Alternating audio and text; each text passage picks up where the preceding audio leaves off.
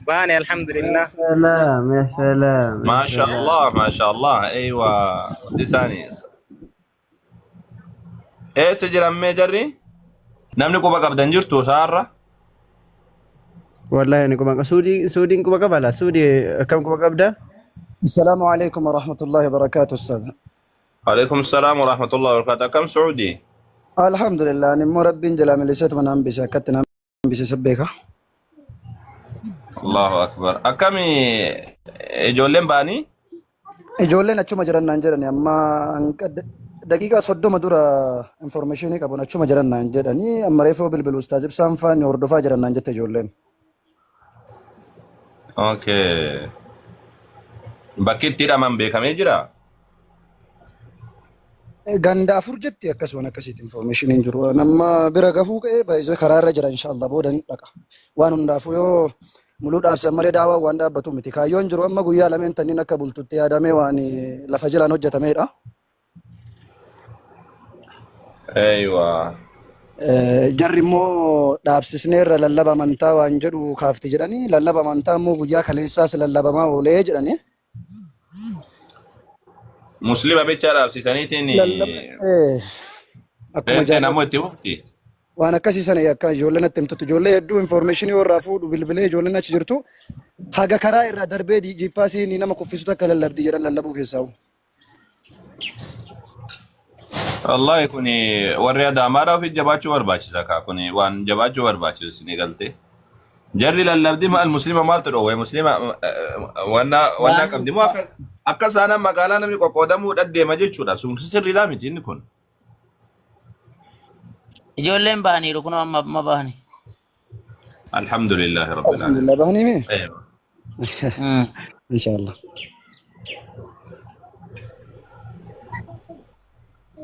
الحمد لله رب العالمين. بقى ربي سامباسي أيه. أين يبرجرن؟ Ijoolleen xaahirfaa tokko ibsaafaa.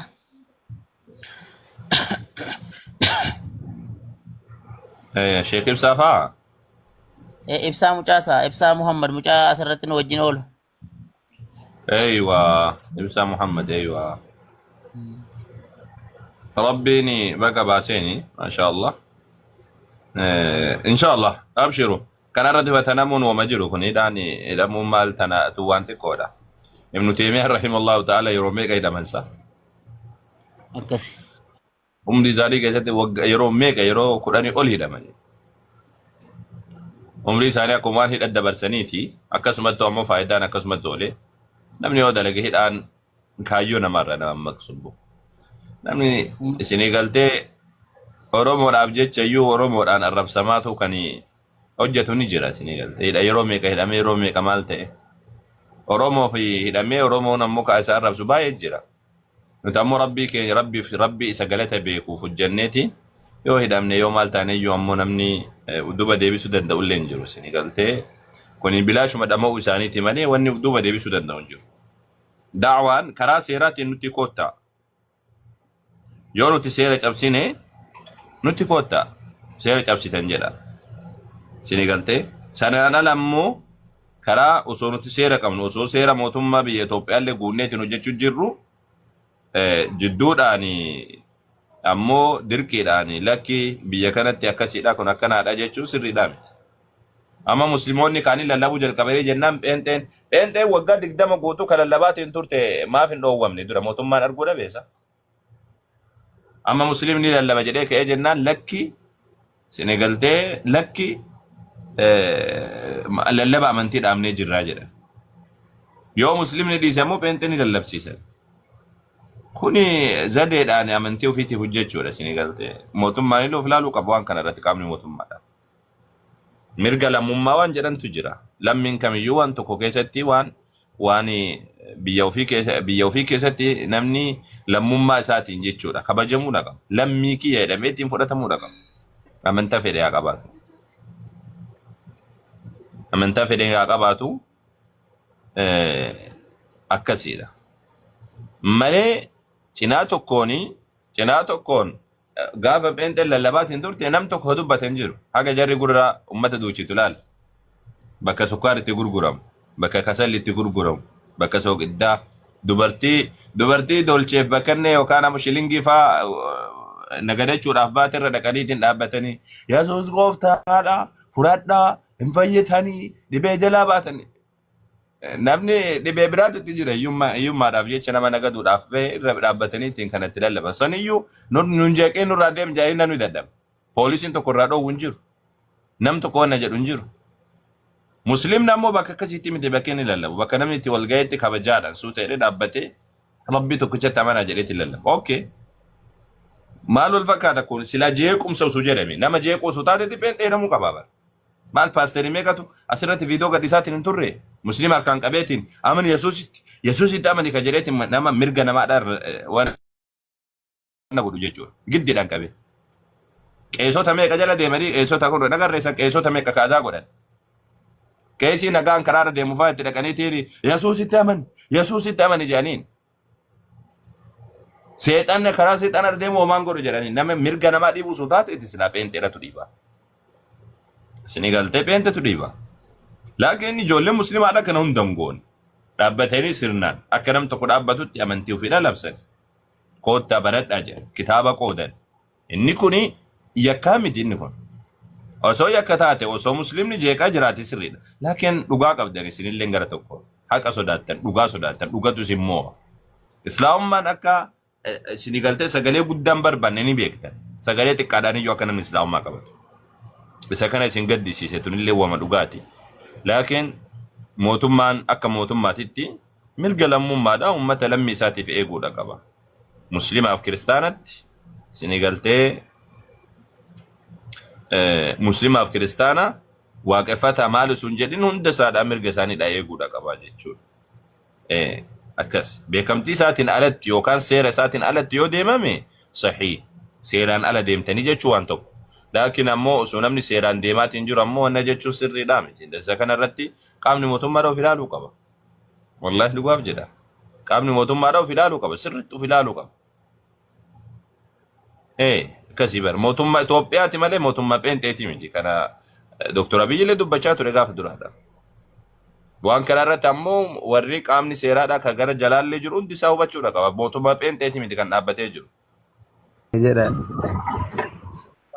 ورحمة الله وبركاته يا جماعة.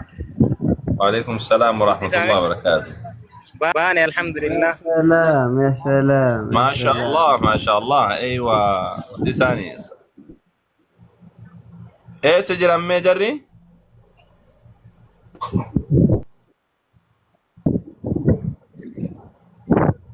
زيارة ولا شكا جرابي؟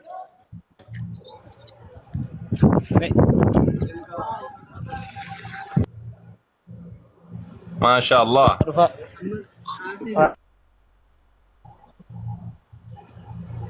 نيتورك تسيكا بوجرا ابنه.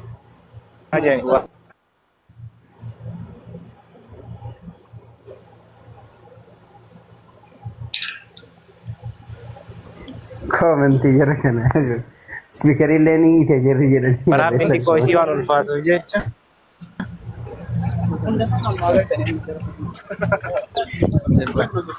Warahmatullahi wabarakatuh. Kuno antar mo sagale yo simbira jira. وعليكم السلام ورحمة الله وبركاته. Bani jira alhamdulillah. سجلي النجي نيتورك جرات وبكتاي. يعني تركي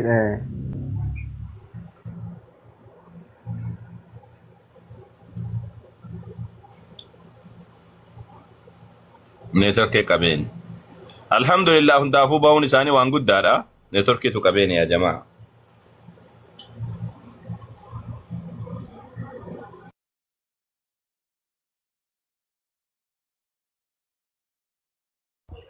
بان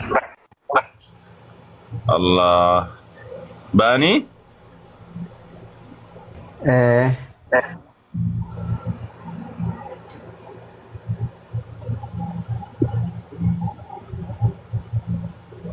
عجائب أبو والله يعرف عجائب أبو مسلمون دمجوا كمان وأنا كان رتيجو مسلمون دمجوا كمان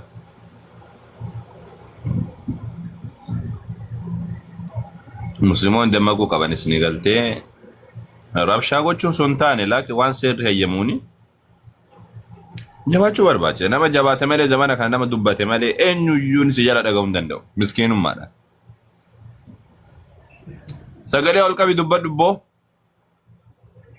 Yoo sagalee ol qabde dubbatte malee eenyuyyuu si dhaga'uu hin danda'u. Yalla. Bismillah. Sini kalaami isaa waan jiru. Eenteetiyyuu kanaafanii yaa ustaaz yeroo naasawan. Eeywa sagalee ol qaban malee wallaan hin taatu. Akkasitti malee hin taatu. Si galtee suuta itti ani taasaa yoo jette addunyaan jirtu kun addunyaa mujrima boo. Sagalee ol qabiiti haasawi. Sagalee ol qabii gadi jetteetiin shushuun jedhin. Akka masjida keessaa lallaban saditti gaariidha sun muslimtootaaf ni tola. Laakiin addunyaa irratti ammoo hogguu as baate addunyaan tun addunyaa wacaati malee addunyaa suuta jedhanitti dubbatanii miti. Rabbiin sodaadhuun beektu kun. Seeran cabsin akka seera isaanii dhan cabsin jala waan jarri jette kabajiif laakiin saniin alattamuu jabaadhutti rabbadu gaafii kan kee gaafadhu mirga kan kee gaafadhu maaliif akkana gootan jedhee akkasii bar jeequmsa isinii fakkaata muslimtootatti akkas fakkaata bar beekte hin jeeqne ummanni ni jeeqtan nun jedha waan jedhu kan nuti shoror keessaa miti ofirraa falman shoror keessaadhaa miti nuti ummata jaalalaati ummata biyya namaa kam keessattuu biyya kanaa miti biyya faranjii keessattuu kabajeetiin namni jiraatu bar isin hin galle san muslimni bar biyya faranjii keessattuu namni kabajaadhaan jiraachuu jira Biriteen tadi dhaqimee masjida meeqa jira sa Biriitaaniyaa keessa masjida meeqa jira sa addunyaa keessa warra Ingiliz dhaqi bakka barbaade dhaqi bar masjidoota hedduutu ijaarameetiin jira saati gan alhamdulillah rabbil alamin biyya keessatti dhalannee islaamummaan keessatti nutti dhufe akka waan kiristaanotii musliim waan natti fakkaata akka tokkotti akka isaanitti fakkaatutti aywa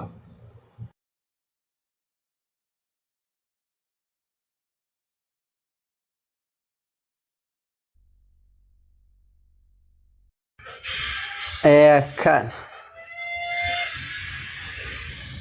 Eewa si galtee akkasiidha akka isaanii fakkaatutti isinii galee Itoophiyaa wanni jedhamu kun biyya kiristaanaa itti fakkaata na fakkaata. Itoophiyaa wanni jedhamu biyya kiristaanaati miti seenattillee isinii galaa sirritti seenattillee ammallee akka lafa jirtutti biyya islaamaati miti. Itoophiyaa jechuun dhugaadha gara kaabaa irratti warri kaabaadha jechuudha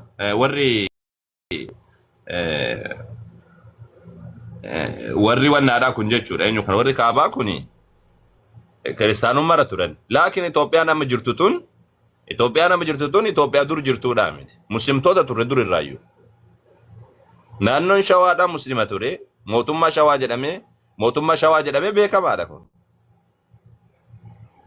shawaa sulxaaneteeraati barreessaa googilii irratti isinii baasa wanna fakkeenyaaf seenaa addunyaa irratti beekamaadha inni kun Arabiffaan barreeffamee jira, Ingiliffaan barreeffamee jira, hunda isaadha barreeffamee jira.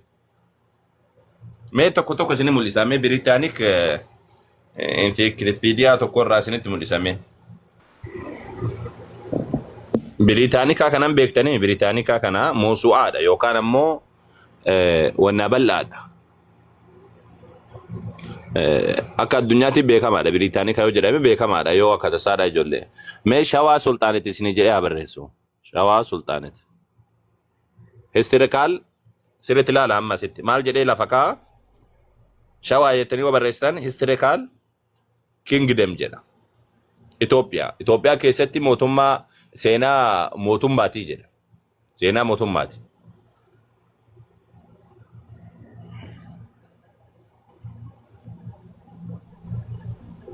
argu jirtanii miti isaa yoo isin mul'ataa misirritti inni naahikeeti isinii galtee wanna naahikeeti isiniif wanna jedhame tayyib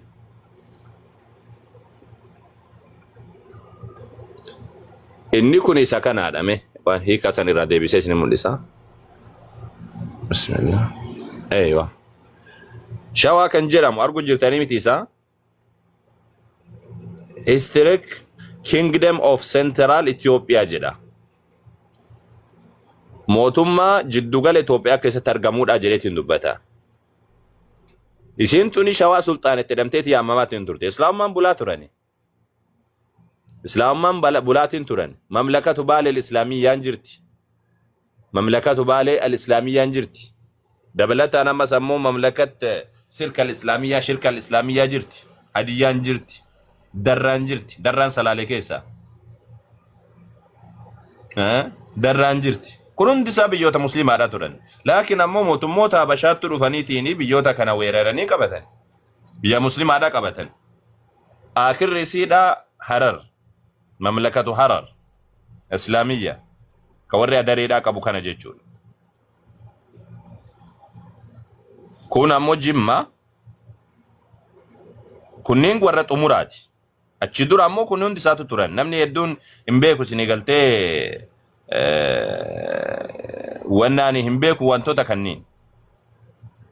Biyyoota kanniin keessa hunda isaadha fakkeenya Hadiyyaa keessa jira. Hadiyyaa jechuun warra Dabuubii kana keessa jiru. Mootummaa Islaamaatu ture. Shirka jechuun beektan.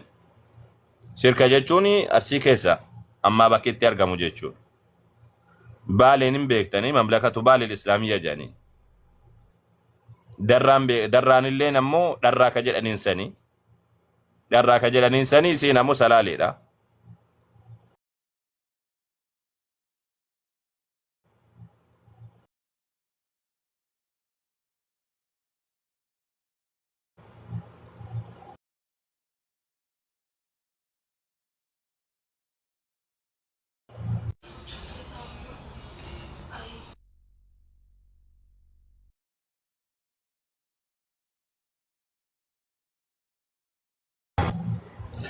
Mamlakaan mootummoota Islaamaa isa kanniin gurguddaan jechuudha. Kabiraallee yoo dagadhee akka tasaa jiraachuu dandeesse. Biyyoota musliimaadha turan. Erga sanii Habashaatti dhufeettiin biyyoota kana weerare. Ka irraa boodaadha ammoo mootummaa ciccitee kanaaf mootummaa Harar fa'a. Erga sanii ammoo mootummaa Jimmaa fa'aadha. Jimma fa'aadha. Isinii galtee kunniin hundi isaa biyyoota musliimaati. Biyyoota kiristaanaati miti. Erga sanii ammoo kiristaanonni dhufaniitiin biyyoota kana qabatanii jechuudha. Erga qabatanii ammoo Itoophiyaa ta'e, erga Itoophiyaa ta'e Itoophiyummaan waakkanne, Itoophiyaa jaalanne fudhanne, garuu ammoo Itoophiyaa erga fudhanne ammoo mirgi namootaadha Itoophiyaa kana akka waan biyya kiristaana taatee fudhachuun sirriidha miti jechuudhaaf jedhe. Biyya kiristaanaati miti Itoophiyaan. Itoophiyaan biyyoota muslimaatii fi biyyoota kiristaanaatti walitti dhufee biyya takka ta'eetiin argamedha. Akkasitti hubachuu isin barbaachisa. Akkasitti hubachiisa namallee. Biyyoota muslima turanii fi biyyoota kiristaana turantu dhufeeti walitti makame Itoophiyaa ta'e. Itoophiyaa erga ta'e ammoo mirgi namoota hundumaatu eegamuudha qabu. Akkasitti qabaachuu barbaachisa sirriitti jechuudha. Akkas. Nuti dhufneetiin muslimoonni dhufaniitiin biyya wannaadhaan seenne biyya namaadhaan qabanne nuti irrumatti dhalannee irrumatti wanna jenne abbootima keenya turran nu hore islaamummaan kanu. Islaamummaan duruma achi ture. Kiristaanummaatu gara biraati gara kaabaa kanaas dhufeetiin seene malee islaamummaan durumas ture. Duruma ture bakka kana jechuudha. Oromoo keessa jalqaba amantaan seene amantaa islaamummaati. Kiristaanummaan zamana kaluu kana seene. Kiristaanummaan zamana kaluu kana seene malee amantaa islaamummaatu seene. Eegasanii gara kaabaa kanarraan kiristaanummaan dhufte malee muslimummaan duruma turte mantiqaa tana keessatti jechuudha. Akkasitti jabeessaati qaba. Jabeessaa qaba akkasitti. Tolee ilkaan hin ciniinna dhaasii tana jechuudhaaf. Hayya garana deebina abdii.